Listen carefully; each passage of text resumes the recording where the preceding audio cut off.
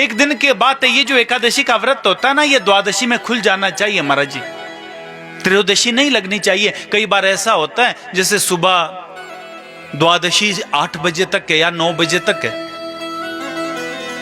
तो आपको 9 बजे से पहले व्रत खोलना पड़ेगा।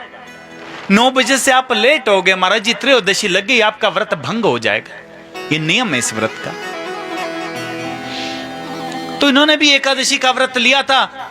उसी समय दुर्वासा मुनि अपने शिष्यों के साथ में आए, उनको प्रणाम किया और कहा महाराज जी आप आज का भोजन हमारे यहां पाए। ऋषि ने कहा हाँ ठीक है, हम स्नान करने जाते, स्नान करके आएंगे अपने चेलों के साथ, आप भोजन की व्यवस्था करो। ये स्नान करने निकल गए, इधर भोजन बनाना शुरू हो गया महाराज जी, भोजन बनकर के तैयार भी हो गया। अब समय देख रहे हैं, थोड़ा सा समय रह गया महाराज जी, द्वादशी का थोड़ा सा समय था, त्रयोदशी लगने वाली थी। अब इन्होंने विचार किया मैं क्या करूं, अतिथि को बुलाया जाता है, अतिथि से पहले कभी भी भोजन नहीं करना चाहिए। ये नियम अपने जीवन में रखो। आपके घर कोई मेहमान आए ना, उनको भोजन करवाने से पहले जो स्वयं भोजन करता है उसको भी बड़ा भारी पाप लगता है। तो सज्जनों, अब ये थोड़ा सा समय रहा है द्वादशी का, बोले ये द्वादशी का व्रत मेरा भंग हो जाएगा, इतने वर्षों से इतने सालों से मैंने ये व्रत लिया है, ये भंग हो जाएगा, ये नष्ट हो जाएगा, मैं क्या करूं। अपने पुरोहितों से पूछा आप मुझे राय दीजिए, क्योंकि अतिथियों को मैंने बुलाया है, उनसे पहले भोजन करने से पाप लगेगा, और यदि पहले भोजन कर लिया महाराज जी पाप लगेगा, नहीं भोजन करूं तो मेरा व्रत नष्ट होता है, क्या करूं। बोले आप एक काम करो, भगवान के चरणामृत को ग्रहण कर दो, स्नान से जो जल बचता है ना उसे आप ग्रहण कर लो, आपका व्रत भी खुल जाएगा, नियम भी बना रहेगा। पंडित जी को फिर भोजन करवाना, जब दुर्वासा ऋषि आएंगे फिर भोजन पाना।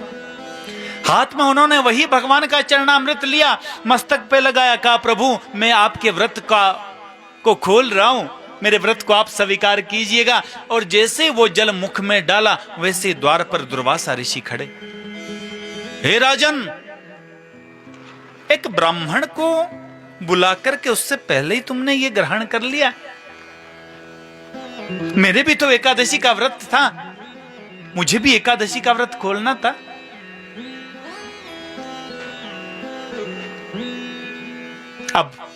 अब तुम बचोगे नहीं।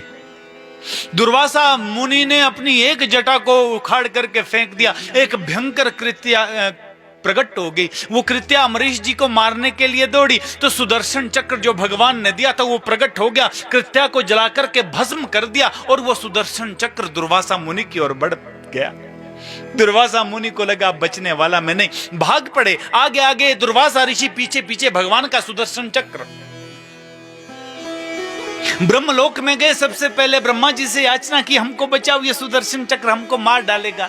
ब्रह्मा जी ने कहा बोले हम बचाने की स्थिति में नहीं है, मुझ में वो सामर्थ्य नहीं कि सुदर्शन को रोक सकूं। शंकर भगवान के पास गए, आप कृपा कीजिए। शंकर भगवान ने कहा मुझ में भी सामर्थ्य नहीं है, जिसका सुदर्शन है उसकी शरण में जाओ। फिर भगवान विष्णु के पास आए, चरण पकड़ लिए, हे भगवान विष्णु आप तो कृपा करो, इस सुदर्शन को आप रोको।